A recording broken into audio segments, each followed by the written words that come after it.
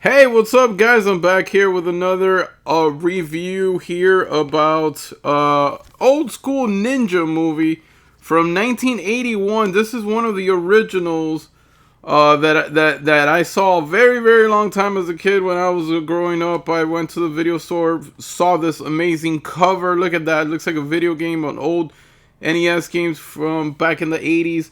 And this was a great way to start my passion and love for ninja movies. Me running around as a little kid, pretending I was a ninja. I had nunchucks, I had sais, I had swords, I had Chinese stars, I had all kinds of stuff. Growing up as a kid, I was obsessed with being a ninja, and this was one of the movies that helped me out. The main movie that really did it for me when it came to me becoming a ninja as a kid was American Ninja. I was obsessed with American Ninja Part 1, Part 2, and then Part 3 didn't have the same guy, so it was like Part 3 was alright, but then he came back in Part 4. I was obsessed with American Ninja, but this was a very good, solid movie when it comes to like ninja movies, especially in the early 80s. 1981 was still pretty early time for ninja movies. And this stars it's a weird cast because you got Franco Nero portraying the main ninja here, the good guy ninja, the white ninja. Um, and we're usually seeing him in spaghetti western movies, Italian western movies and stuff.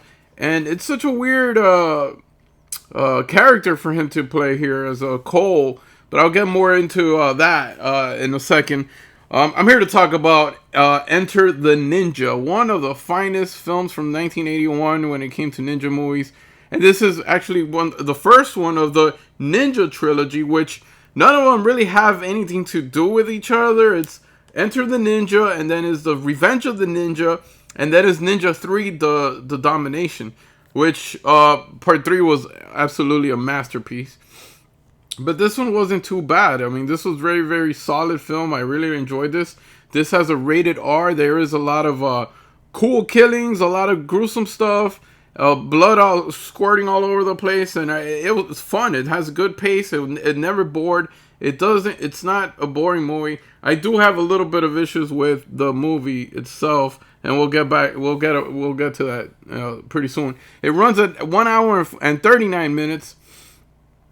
This is the Kino Lorber edition. Of course, it has a couple of special features: theatrical trailer, audio commentary by film historians Mike Leader and Arne Venerma. Like I said, 1981. The plot of the movie is very simple. Cole goes through this master ninja test program, which was probably the best part of the movie. It's Cole, which is Franco Nero, training to be a ninja master, and he passes the test.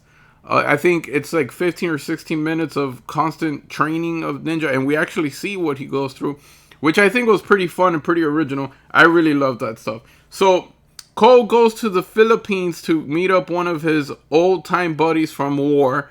They went to war together.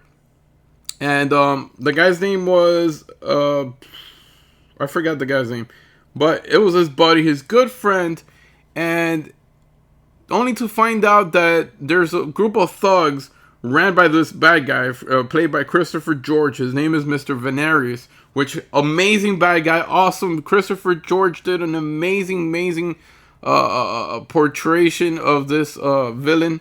I thought it was very well played, a very awesome bad guy, very memorable, and he has awesome lines and scenes, very memorable. I really enjoyed his character. So he's a bad guy, and him and his group of bad guys and thugs or whatever, they want to take over his buddy's land in the Philippines, and Franco Nero or Cole helps him out to fight these thugs that want to take over his land. Now, the thing that I don't like about Cole's character, or Franco Nero's character, is that the best friend is telling him all these secrets about his intimate self with his wife, Marianne, played by Susan George, a very nice, good-looking woman, and he goes deep into telling him that he can't get it hard, he can't satisfy her anymore, he's having problems. Well, you know what Cole does? Cole turns around and fucks his wife. Like, seriously, he goes around behind the guy's back and fucks his best friend's wife, which I think, man, if that's the hero of the movie, I you know, it's pretty bad to say that Cole is actually doing this behind his back, and this is his best buddy from war, you know? I really don't like that part. I thought that part was unnecessary. Why do that? You know, you could have done something different, maybe towards the end when his, you know, something happened. But, you know, I don't understand why you're fucking your best friend's wife, especially when your best friend is pouring his heart out saying that she doesn't deserve me. She needs to be she needs to be with someone else. She deserves a good man that works, or you know, that doesn't have the problem that I have. It's just insane to me. But that's just a fraction of the story here. I just can't believe that the hero is screwing his best friend while, you know, behind his back. Anyways, IMDb has this at 5.3 out of 10, and Rotten Tomatoes at a 43%. Other than that storyline that I don't like, him screwing his best friend's wife, the movie was awesome, action-packed. It stars, the only thing in common of all three movies is that Sho Kosugi is in all three movies. He's a great martial artist. Funniest thing about this is towards the end when the black ninja and the white ninja are fighting. The white ninja is actually Franco Nero. But during the fight scenes, you could totally tell it's a stunt double. Some guy that knows how to do flips. Some guys that, you know, a badass guy that, you know, he knows how to do all these acrobatic stuff that Franco Nero will never do. Anyways, bottom line is this is a great movie. It had a $1.5 million budget for 1981. That is a lot of money. It was directed by a guy named Menahem Golan. It is distributed by Cannon Films and Columbia Pictures internationally.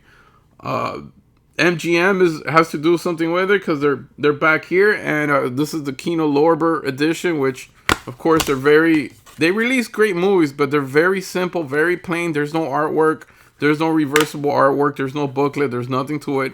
Very minimum special features, but the transfer is amazing. I really enjoyed the transfer.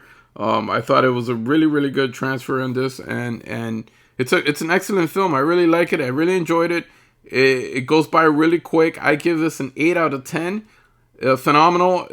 I dig it. It was funny. It had action. It had everything in between, and a decent basic storyline. But you know, it works. It works.